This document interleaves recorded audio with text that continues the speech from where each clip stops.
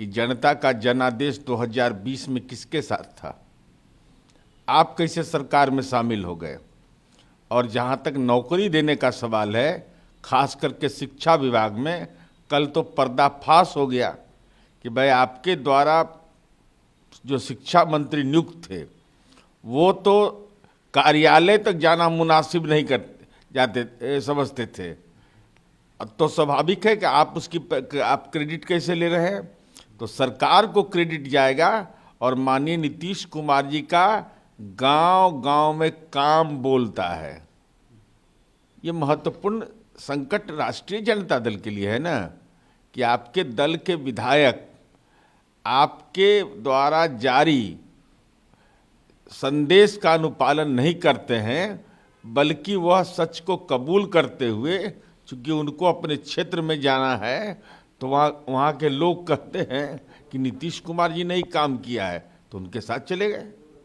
ये तो स्वाभाविक प्रक्रिया है जो अखिल भारतीय कांग्रेस पार्टी की हठधर्मिता है, और जिस तरीके का कांग्रेस का राजनीतिक आचरण है, स्वाभाविक इंडिया अलायंस के घटक दल घटते जाएंगे और एनडीए का बढ़ता जाएगा। देखिए, आप अगर इसके पीछे जाएंगे तो 2020 में जनादेश भी बिहार की जनता जिस गठबंधन को दी थी, वो गठबंधन पुनः से आ गई। इसलिए ये कोई नई बात नहीं है, और नीतीश जी का जो बहुमत सिद्ध हुआ है, इसलिए सारे एनडीए के विधायक को धन्यवाद, साधुवाद। फिर एक बार बिहार विकास के पथ पर दौड़ेगा, इतना आशा और विश्वास है। आरजेडी के कहने से नहीं होगा। हमारे नीति, सिद्धांत और नेता में विश्वास करके जो भी हम लोग के साथ आएगा, हम लोग उनका स्वागत करेंगे। हमारे नेता और हमारे कार्यक्रम हमारे मोदी जी से प्रभावित होकर के गठबंधन में तीनों सदस्य आए। इसमें आरजेडी भी तो चाह रही थी, कोशिश कर रही थी, लेकिन आरजेडी के न नेता से प्रभावित हुए लोग, न नीति से प्रभावित हुए, हमारे विचार से प्रभावित होकर के आए।